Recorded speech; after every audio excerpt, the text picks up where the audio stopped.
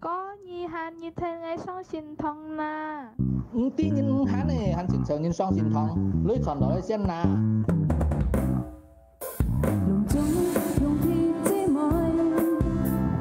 睇睇細些向前來，計結特一數計為結雪講，其為多將來，唔望見每一前菜，掉曬見共家下來，唔望見每一前菜。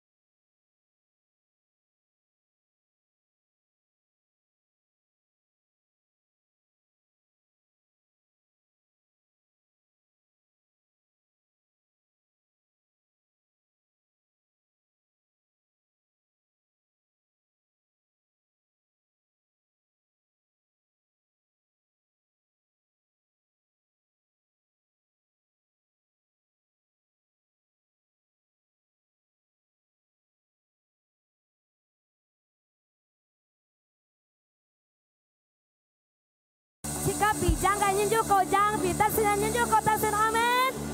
hay yêu giang cái nhân sĩ cha còn hallelujah hallelujah hallelujah พอสิกันที่ได้ผู้ชายสุดสองเตกามเชียสองเตก็ยังกับเตอันฟ้อนให้คนยี่ไรสองตีเสียเอง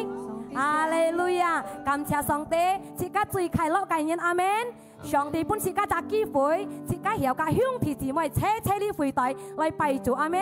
是家盡皮是家心，是家思想，是家將手主家屬上帝嘅係阿門，來向皮姊妹是家送小卡而來，是家車來禱告，我親愛嘅天父，在耶穌基督名感謝一個福，感謝一個恩典，感謝一個愛恩體五十七，一個愛恩體冇切開我到啥嘅生活中，所以見當照我到啥帶感恩嘅心來到一個面前，一個反義講最開路嘅人啊，就渴慕對你主耶穌，要渴慕嘅心來到一個面前，來讚美你，來敬拜你，我都相信，就是我都讚美你，就是我都敬拜你，上帝你做先者，上帝嘅提防門要降下來，感謝你主耶穌上帝，我交託一個小鐘，見下上帝嘅時間，我都撒愛來讚美上帝，奉耶穌基督嘅名，即刻禱告，即刻切切嚟講，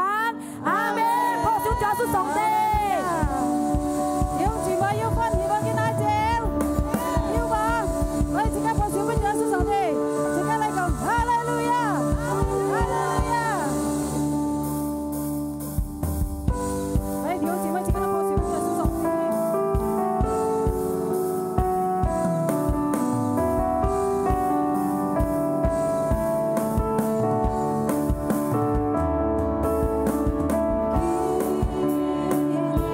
一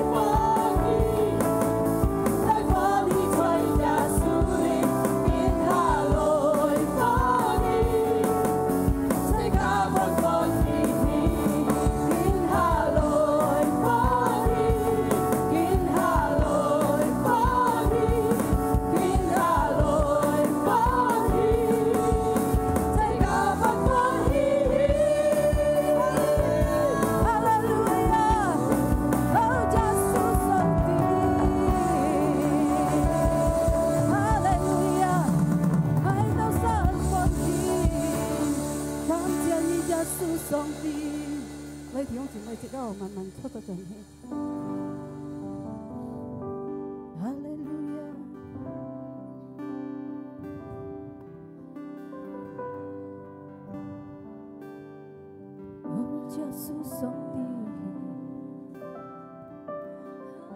愛到殺傷心意耶穌。哦，哈利路亞！感謝你，主耶穌上帝，你愛到世界盼望，你愛到世界力量，主耶穌上帝，你愛到世界救助，愛到世相信主耶穌上帝來做先接幫愛到世。感謝你嘅愛，感謝你嘅恩典，幫愛到世主耶穌上帝，愛到世愛信過喺你嘅名字。哦，哈利路亞！哦，耶穌上帝，哦。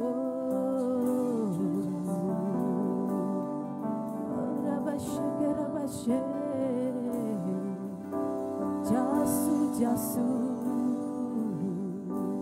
哦，哈利路亞！尊貴上帝係最大，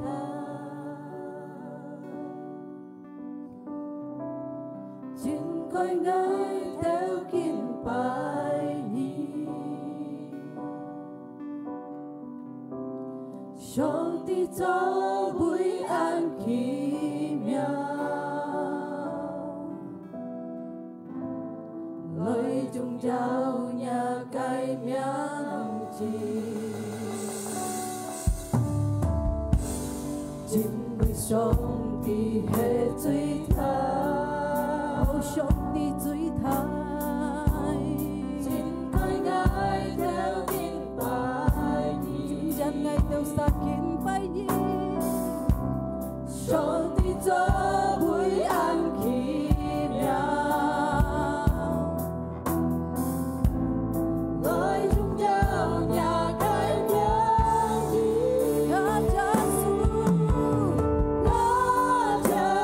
subscribe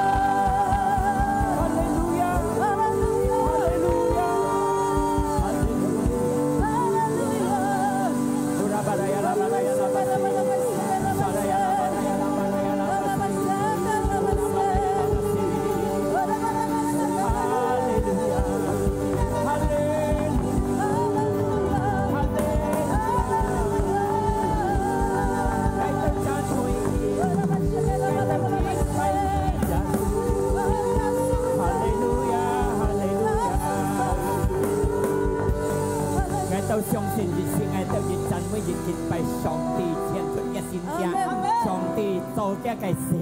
上帝支持我哋，上帝恢復我哋。我相信熱心我哋讚美熱心我哋要帶到基督學嘅心裏，上帝熱天恢復我哋，要不平嘅電到支持，要衰弱嘅得到強嘅力量。跟當朝我相信上帝做嘅嘅先者，係放門發生。而恢復我哋，今日到我哋係聽一個法，透過福音傳出去，而救乜路從一個字，救乜福音傳一個法，在耶穌基督嘅名我哋感恩我哋禱告，時間齊齊嚟講，阿門。大家講哈利路亞，哈利路亞，大家講耶穌前恩，耶穌前恩，耶穌撇撇，耶穌撇撇，耶穌相愛，耶穌相愛，耶穌相愛，耶穌相愛，阿門。多謝世界一戰條做小背後，耶穌石呢啲講多晒嘅。嗱，長操，嗱，太平安，長操，隆重向弟兄們要獻祭，要嘅精神，準備將一心接上帝嘅法。阿門。我看三馬了60人歲，佢班個後生嘅了40人、30人，你哋睇，冇可能要70人、80人嘅。三馬凡後生嘅看到，阿門。我相信面水多少用熱天本節家嘅面水用嘅啲多少用啲面水要歡喜要快樂啲，要光用嘅面，要奶暖嘅面，阿門。嗱。Kita untuk lipat kong amakai, kita su做本節家被特性嘅人要個特性，被心理嘅人要個心理，當然啦，因為耶穌做了特性，節家冇去做，節家相信佢，佢實節家，節家被特性要個特性，係咪呢？嗱，隆重向自己咪嘅相信節看大博聖恩。打博聲嘅對戰打到為世上係雙黨嘅面刀，家係要特獎撇查特到要呢嚟講，佢一計副台員喺木卡要打博聲話冇間，但係佢呢個陣嘅高本嘅落破嘅係別特性，一個特性啊，唔是去戰爭，唔是去對少呀，唔係因面呀，唔係痛，唔係本人打到呢嚟，係啊，切家就係耶穌對戰了，佢特性，切家冇去對戰，切家別特性嘅人有個特性，係咪？來撒有個特性，阿門。耶穌十字架對了呢啲一切嘅痛苦，一切本人超差，本人殺，本人打到面面，熱心傷害傷到，十分恐怖，係為了咩？為了佢屬自家從一除惡呢個方面，萬人相信佢啥？得到了特性嘅路，自家唔是佢嘅十字架嘅本人當，自家又唔是定超差，佢做了本自家相信佢啥？被特性嘅人有個特性，明明自家本啲除惡拖到，自家唔是去對戰對呢啲除惡，因為自家人冇本事，嘅將自家嘅除，耶穌做本自家相信佢，自家被特性有個特性。世界講我被特性有個特性，唔叫車，我被特性嘅人有個特性，阿門。嗱，所以羅馬書本羅馬8嘅日間講到，但係對於隆重熱切，世界被特性嘅人有個特性，隆重熱切乜計？世界世間你喺度按多痛苦，按多煩惱，按多不實，夾要除惡嘅方面，隆重熱切世界負擔嘅，隆重熱切嘅對付嘅，世界特性了，因為耶穌解決了所以十字架嘅，阿門。佢哋嘅解決世界除惡嘅方面。第二咧，講自家要門條要痛苦要不實，自家嘅通才，自家被特性有個特性咩？講自家消費你喺度冇問題冇痛苦，冇乜嘅好對付咩？自家盤嘢對付，隆重嘅你自家嘅身法，你自家每日過嘅日子，還要痛苦，還要受理，還要決心，還要煩惱，自家也係對付，但係記得隆重自家對付嘅，嘅最尾自家都係特性。所以自家信主冇辦東安你點hết，冇開頭你要獻祭，辦東安nhỏ要獻祭，就สุดไม่冇獻祭。只開頭你信心前強，辦東安前呢一火，就สุดไม่คนจะ被空頭誤打。從頭相信主，熱下信，前信就出咪。阿門。講一及一啲我從米水山等聖誕ยัง嚟lên 364 nhất cái chim hát cái nhất cái po này em nói nè sĩ ca liệt thế này mỗi nhấtตัดสินอันนี้sĩ caซีซังอาจารย์ไม่เจออาเมนทำไมsĩ caปีตัดสินอยู่ก็ตัดสินนะทำไมกี่จบเป็นsĩ caตัดสินนะcái bu nhất sĩ ca cái mộ sĩ講ยินบุยต่อกี่เสียsĩ caอาเมนกี่เสียsĩ caกี่เขียน出嚟上帝天父派嘅ตั้งใจอันนะอันโดยาสุกิโต嚟在世間出世變咗肉身嘅嘅分別嘅魔取嘅嚟死在十字架為了乜嘅為了屬世間人類本一召結塔土嘅本一除惡塔土嘅唔係人相信嘅得到永遠嘅生命ก็ช่วยตัดสินปีตัดสินยุก็ตัดสินอาเมนฮาเลลูยาสิกาจุยฟันหิจุยไข่เล่าอันนี้ทำไมนะยิ่งเป็นการเย็นเลย有嘅成績嘅水擔到水每日เย็น有解決一嘅水除了上帝耶穌基督嚟到世間冇水是出十字架就能夠擔十架嘅水就能夠四成十架嘅水就能夠燃亮十架嘅水因為佢前嚟嘅主阿門嗱，人係自己要問題要痛苦嘅嘅經濟嚟講，佢幫食家，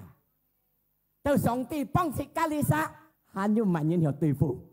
聖經講冇人能夠對付，邪靈欺騙人唔要對付，所以自家嘅信心，每日自家係強強，每日自家嚟親密กับ上帝，就自家嘅要有嘅信心，要親密กับ上帝，要溝通，要嚟智慧，要嚟分明一嘅經濟，嘛嘅問題嚟，嘛嘅嚟欺騙自家，自家本得勝，因為自家嘅信心強，自家嘅信心真，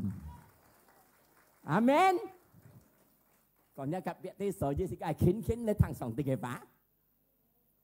nhưng bởi xin xem chúng thằng đi lấy thằng mà cái mẹ thằng sĩ phi còn nhớ gặp biệt đi thằng kỳ tục cái vả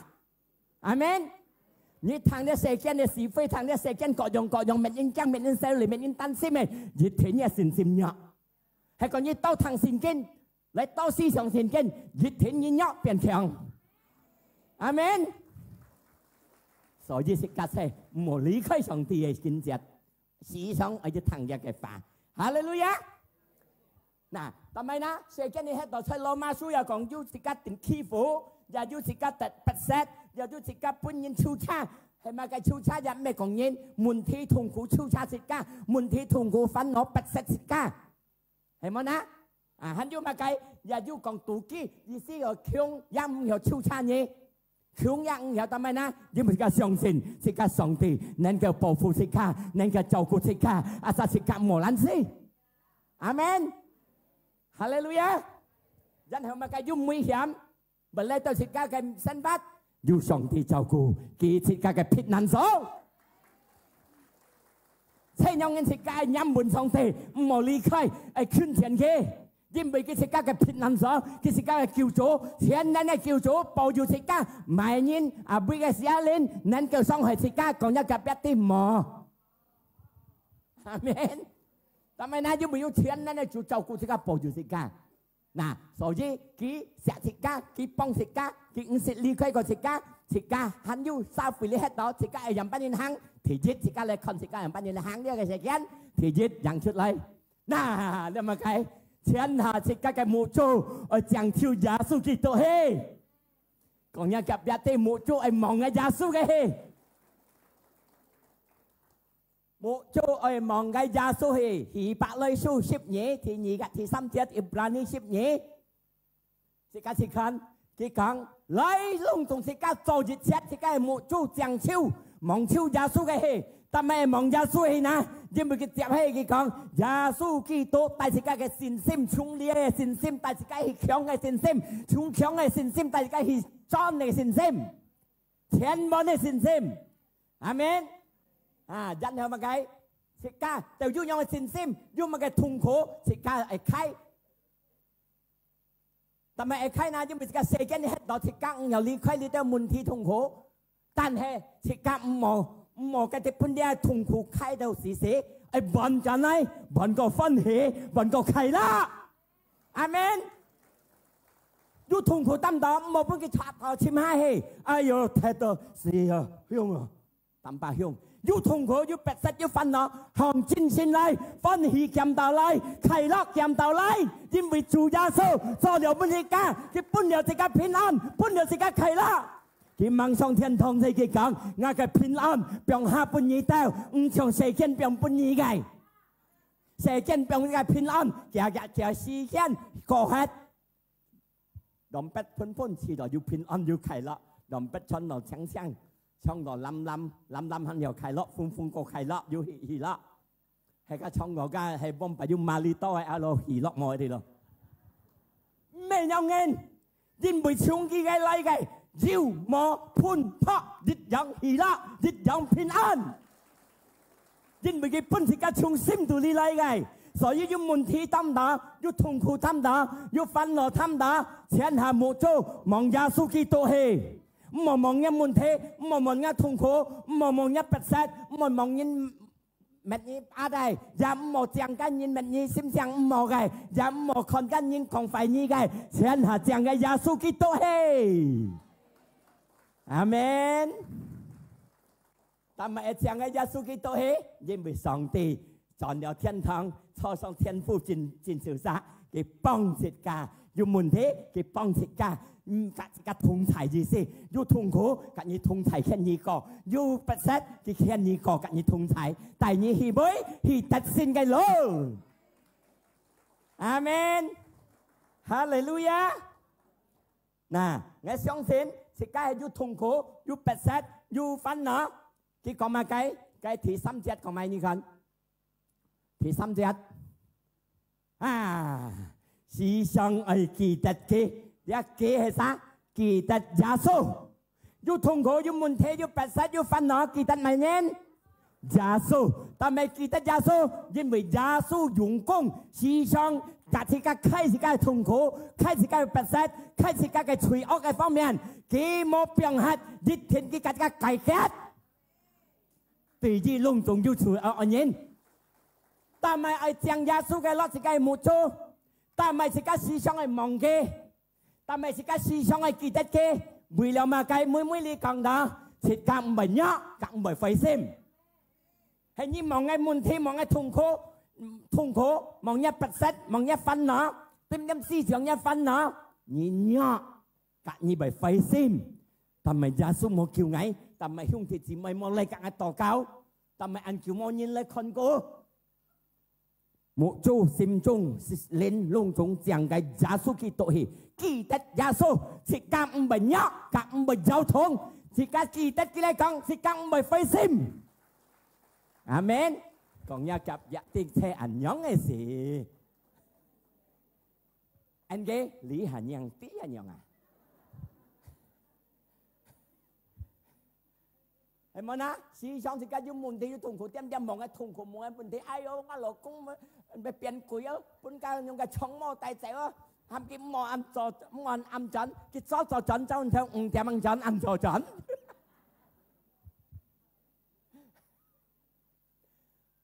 một cái như si căng nhiều cái biến kia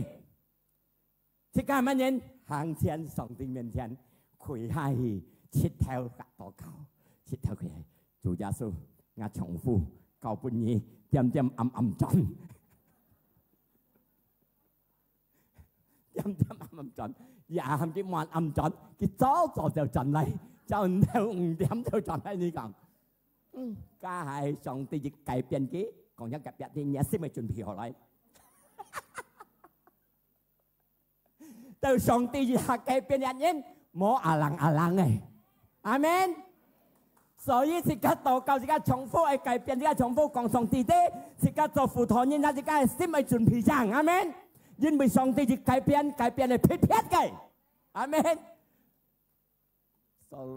trọng phu xã gia dịch giảng như tổ cao phân gia cái phụ thọ nhân này講nghĩ ra chuẩn bị rằng cho nó cung giá cho trọng phu giá đi cái yêu văn thọ nhân dùng thì nhân cho một sĩ gan yêu gan nà còn những cái bé thì thế cả thông ở chuẩn bị rằng xin phu ly một siêu nhau như không sao yêu bằng thằng ấy những gì mà nhìn cái nhìn ba cái nhất chân gì nhí sẽ lời từ song ti cái miền trên quỳ hai祷告chú nhìn là nhau nghe mà mò nhìn sao thầy bùi kinh nghiệm gia tâm co khi bong phải cho bong ấy hả gia tự tàu dung môn thi phun gia cái lại chọn gia bong bùi anh tôi nhìn tùy phụ kia lại khi còn mà cái si biên kỳ ship liệu thì bắt chết anh nhong nhìn còn đó mà một ship liệu thì bắt chết nga cái một chỗ si sang khẩn xây song ti cái hệ nhìn bùi đó song ti khi hay tổ siêu chính siêu phiền nga cái cho bởi giao thông song ti yêu cái thông thái thì cái xin sim bởi giao thông song ti yêu cái thông thái chính siêu ra lý sa thì cái xin sim bởi giao thông thì cái sim chung bởi giao thông thì cái思想bởi giao thông所以thì cái một chỗ sẽ mong cái song ti ấy nếu mày muốn thế nếu mày痛苦nếu mày bết nếu mày烦恼một chỗ chẳng cái song ti ấy nhà sim chung bởi giao thông老公们人望嘅主耶穌係耶穌寫嘅，阿門。nhà sim chung bởi giao thông Hallelujah. Nhà cái sẽ phô bằng thắng khởi thay song ti miền trên này song ti bởi các cái thông thái nhà cái kia nhà cái sim bởi giao thông khiến tỏ cao thay song ti cái miền trên mang gặp mắn song ti cái biến chân này amen hallelujah thì kiểu chết như khăn tao song ti chết to như khăn nhìn bị tao ngã cái sim phân hỉ khai la ngã cái sang miếng ya phân hỉ khai la nhìn bị tao ngã hiểu sợi mũi sợi chim cao ta mới nói song ti cho bên kia à ta nhớ cái một chút giang song ti ấy muốn thi chút痛苦思想giang song ti con song ti cái thông thái song ti cái như khen tay như co dịch chết痛苦而且cái muốn thi chỉ cả變hiểu sợi mũi心中有平安心中有開啦有分喜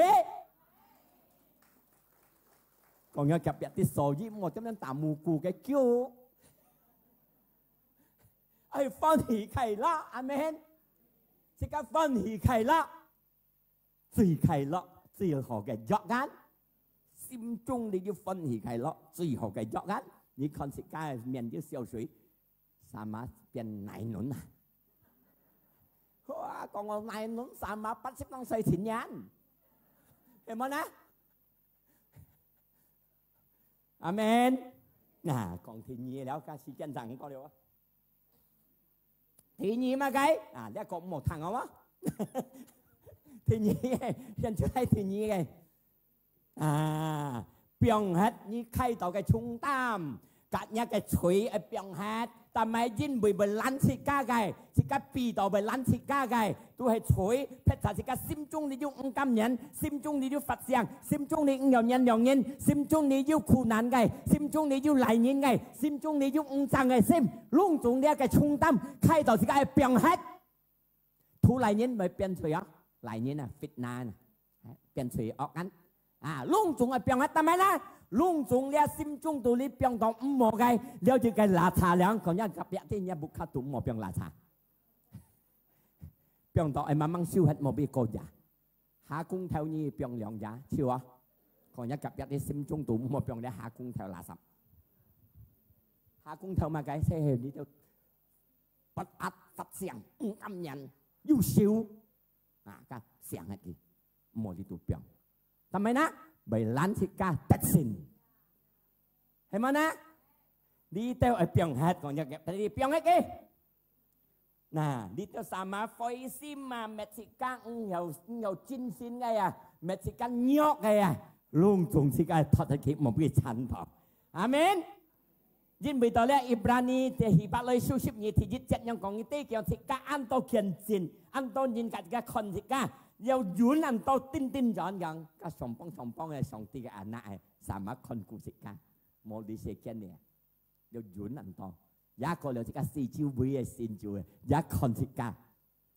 嘅行同，看食家嘅身法，所以講一及一啲係行我對嘢咯，取病核，爛食家病核，心中五毛，心中不壓病核，阿門。講我取病核，解釋出嚟啊！是啦哈，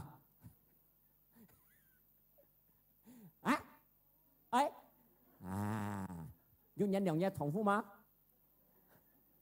咁咪冇啊？咁咪病係啦， อยู่ซิมจุงตัวอยู่อัดยาซิมคิวอ่ะก็ไม่หมอก็ไม่เปลี่ยนให้ได้nhiều nhân nhiều nhân sim khiu à thấy không nè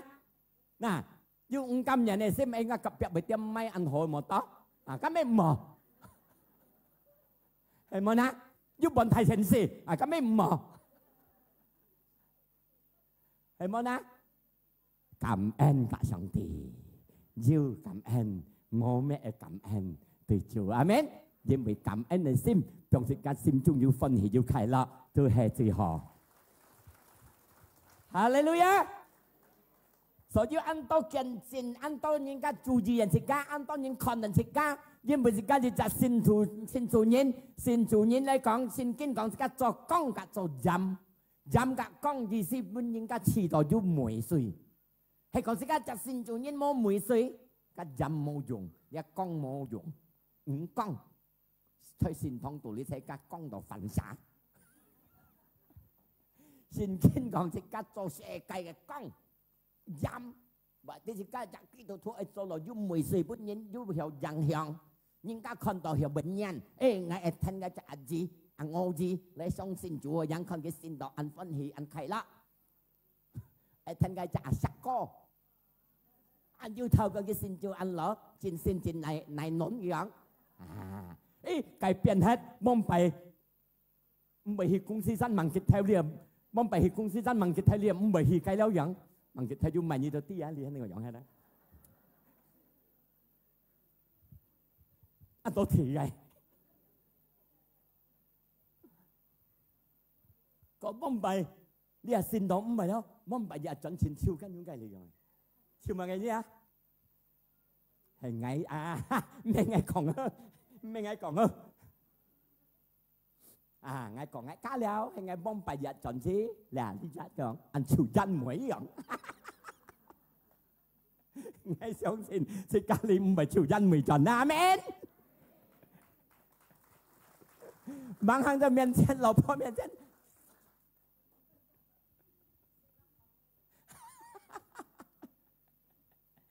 Hallelujah còn nhớ gặp cái cải biến suy lan thì cả thoát thật amen lan thì cảตัดสินเลยbiểu hết cái lung tung biểu hết cái amen Hallelujah nè thì xăm cả cái này sự kiện tiến hành thì 3 ngày nè前進，格上帝嘅反應通知前進，照上帝嘅反應嚟前進，唔好退步。但係照上帝嘅反應嚟前進啊，因為呢個世界唔係容易，按到痛苦，按到被爛食家，按到被攞食家信心跌，按到被面食家唔強，按到被面食家跌落罪惡。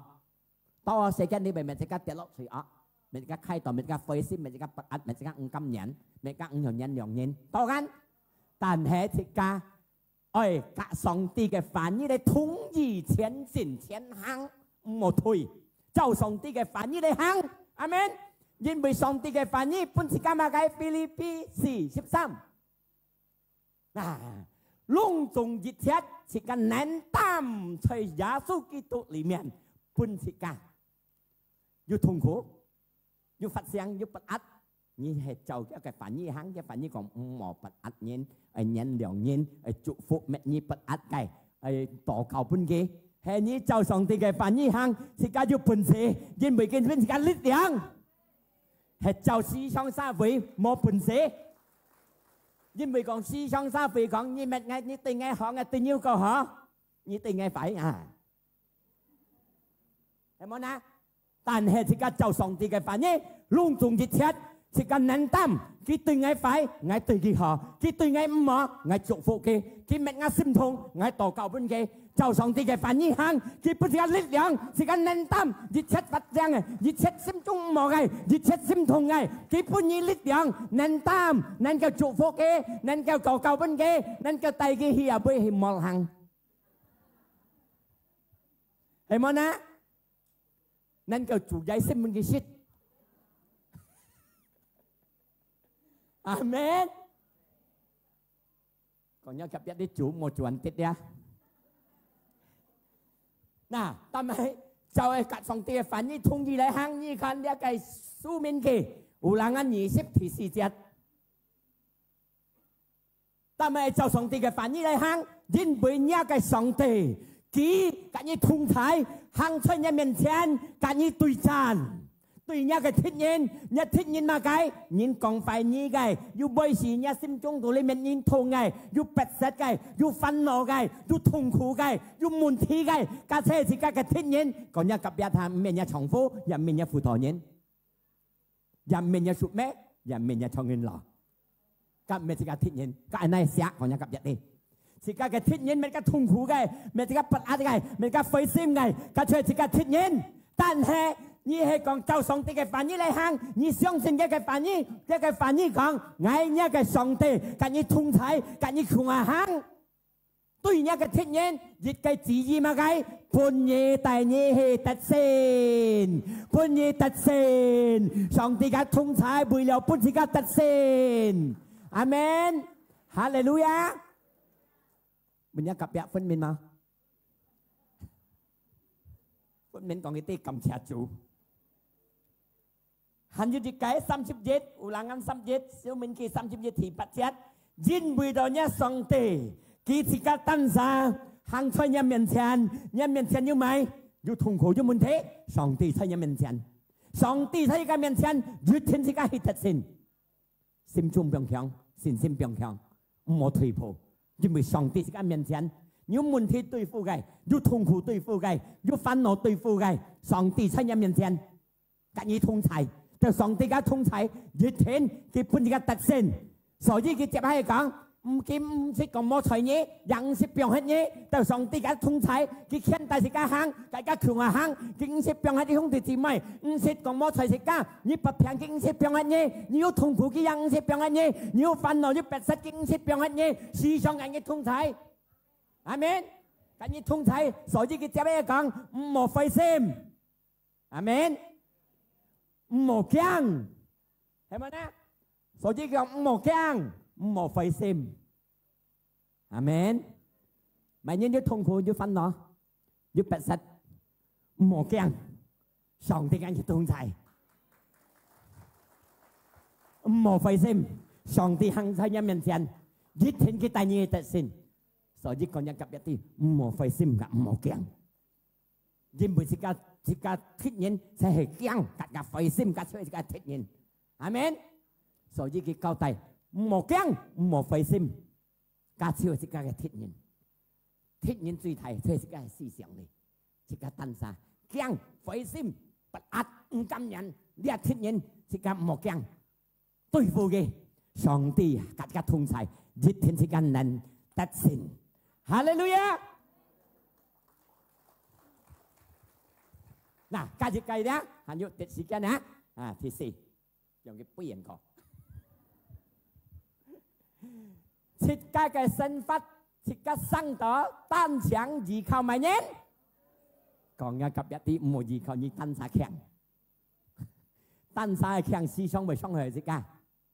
講一及一啲唔好加強，特別思想加強，係咪啦？講你單殺啲，你係唔係加強？ Ngài ở依靠上帝，但係呢，依靠上帝嘅人得福，阿門，哈利路亞。即加利沙腓利路天下依靠上帝，依靠上帝嘅人一天得福。即加看一個經書，以賽亞書40:28有冇講到？以賽亞書40:28，你唔知嘛？每一個人你知嘛樣？每一單啥？ tí mà à pin một con gái còn những cái miếng tí mà à pin một thằng đó mà còn những cái miếng vô thằng đó như tí mà một thằng đó mà song ti dùn dẫn cái song ti dùn xây cái song ti cho thiên cho thị cái song ti chung theo tàu mấy cái song ti xịt hết xịt nhá cái thông minh chỉ phải một hành chế 天然的上帝，朝天朝地的上帝，門是個地嘛，分明嘛，有聽到嗎？朝天朝地的上帝，在耶穌基督名，永遠的上帝，唔是別人兄弟姊妹。阿門。接下29節，一永遠嘅上帝，坐天坐地嘅上帝，本是幹乜嘅？本是個力量，你喝佢本嘅力量，你尿佢增加精神本嘢。咪你要喝要尿嘅嘢，上帝本嘅力量，上帝本嘅精神，不到平尿佢本嘅力量，冇頭前佢本嘅精神，所以係仰門上帝，依靠上帝，是個得福，得到咩福？得到精神，得到新嘅力量。阿門，哈利路亞。到佢本是個精神，本是個力量，你看價值。cái yêu chết dòng hẻo sang nhân lung chúng bề chết lọ nhọc chết lọ hot tàn hệ kỳ lý chết như thế nhìn hẻo sang nhân bề biển nhọc bề biển hot bề tây chết hàng sông gạt chết xăm chim chết tàn hệ nhìn gì khao sông tì gầy ta tổ lít dòng hẻo sang nhân bề nhọc bề tây chết但係人老人、年輕人、細人依靠上帝，得到力量。阿門！得到新嘅力量，從呢個吊背上登高去，就吊背上登高去，吊冇一颱風，你一個，一有問題你一個，因為上帝本意精神，因為你依靠上帝，上帝本意新嘅力量。一有問題，一有痛苦，一有煩惱，你依靠上帝，上帝帶你背上一個問題，背上一個煩惱，背上一個痛苦，你坐登高，你咩坐底下？阿神也依靠上帝，阿門。然後佢講，佢背唔係用一個力嚟講，強嘅力，佢你走唔係喝，你走唔係喐，你行唔係喐，你行走也好，唔係喐，唔係喝。còn nhắc gặp đi gì khao song ti mò hót mò nhóc amen hallelujah chẳng cầu khiêm cầuคือsangไงยินบีต่อเรียกกันเจเรมียาสู17ที่17ที่กะคันเจเรมียาสู17ยีเข้าสองตีกันยันตัดโฟพันมองเปียงใช้สองตีกันยันตัดโฟมุนยากับเปียนยาพันมองเปียงใช้บุยพันมองกับยีเข้าสองตีใช้ยาสุกิโตตัดโฟอาเมนฮาเลลูยาไม่ยินยีเข้าสองตีกันยินตัดโฟเจ็บห้าจิตเจ็ดสิคันยีเข้าสองตีกันยินกีช่องยิดเท่าโซ่จุงใช้หอยเปี้ยนชนจุยจุงใช้ลีขึ้น到水嘅啲到โซ่ขึ้น到水ยิดเห็นอยู่水有蝕一個筋蝕到水就筋蝕到水呢條โซ่ยิดเห็น大到將將配配一個指甜甜ยิดเห็น嘅生行嚟阿門，表示乜嘅？依靠上帝嘅人，仰門上帝嘅人，尊敬上帝嘅人，熱天嘅屬靈，嘅精神，嘅力量，嘅信心強強。阿門，阿門，阿門，阿門。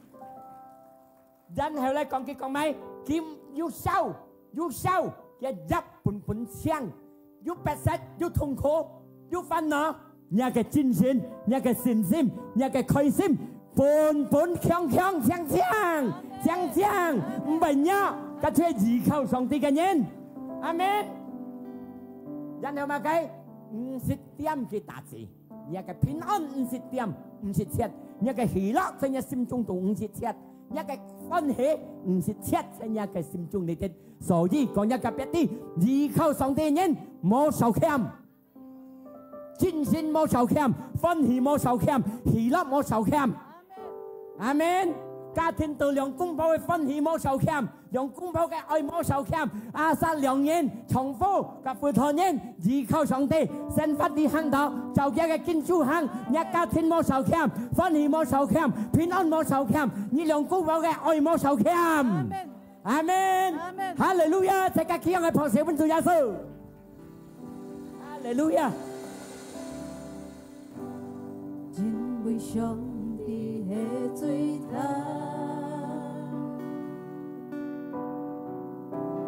應該愛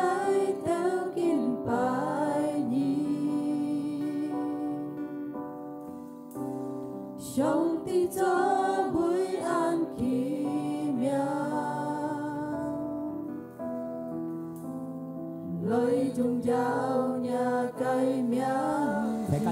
lại chăn mây ghê lại trình bày ghê song ti tôi xin chào bên nhẹ cái phiền thân cái hỉ lọ còn hà bên nhẹ nhưng bị chén nén này song ti thọ thiên thọ ti song ti mồ nhóc này cùng theo tầng mây thì cùng phụ ca xin 병anh ca上帝做每样奇妙，來中叫也改變，那耶穌，那耶穌，那上帝，你最近奇妙，我就可能比你，那耶穌。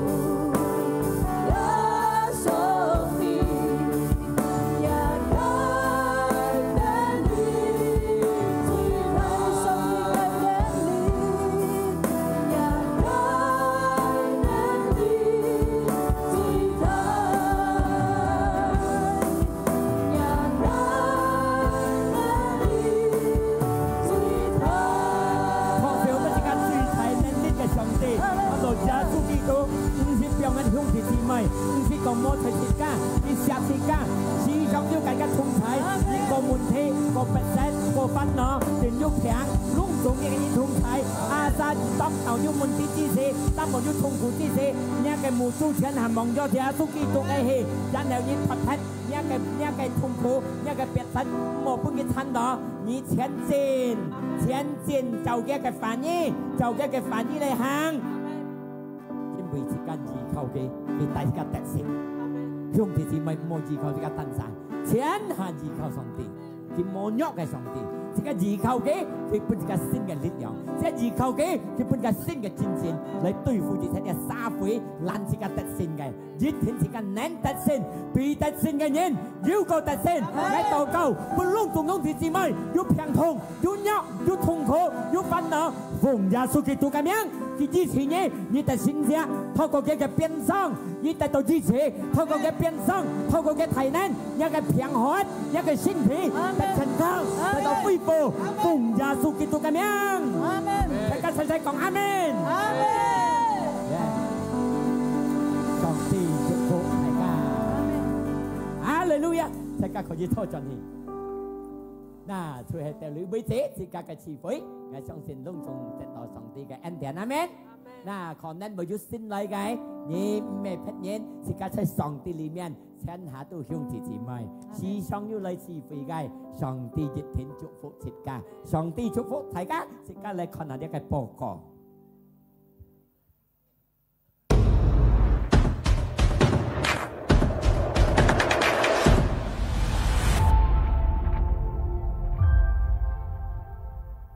Kinh hà sĩ kian chỉ cái lời bún phung hiền tiếng chỉ mời phung hiền nhịp lối xin phung tù hì săn phui chi si tiếng chỉ mời phung hiền nhịp tròn xong tù hì chơi bồi mũi cái ngay chàng tiếng chỉ mời lấy tham gia chủ gia sư xin thiên chương bài sĩ nhất nhị ship kiều họ liệu tiệm chơi chỉ cái xin thong li hạ khai chi phủi mũi chặt bài liệu si tiệm Chiang nhiên sau nhiên chi phối mũi chạm bài liệu lựu tiệm bàn âm bù theo chỉ các xin thông dư lượng lên chi phối lấy bài nhết thì toàn kiều tiệm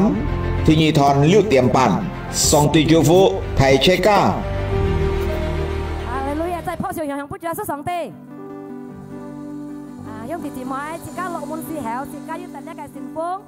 自家nhịp了風聲嘅時候兄弟姊妹起來自家嚟禱告呢個奉獻感謝你主耶穌上帝幫我哋生日嘅機會，我哋曉帶我哋嘅奉獻來到一個面前，主你親情呢個奉獻是當我哋生曉做主嘅工，來擁有主耶穌上帝。感謝你主耶穌上帝，嚟自家嚟結識呢個機會。